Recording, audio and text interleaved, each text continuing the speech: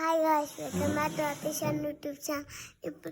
ఇప్పుడు మేమైతే చిన్న బుజ్జ గణపతి తెచ్చుకున్నాం. పూజ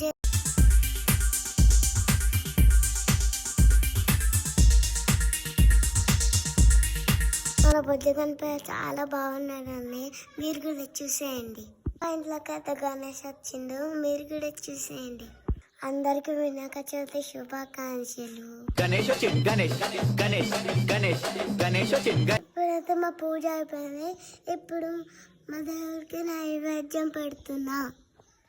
మా దేవుడికి అయితే పాషం రుణాలు పెట్టినా.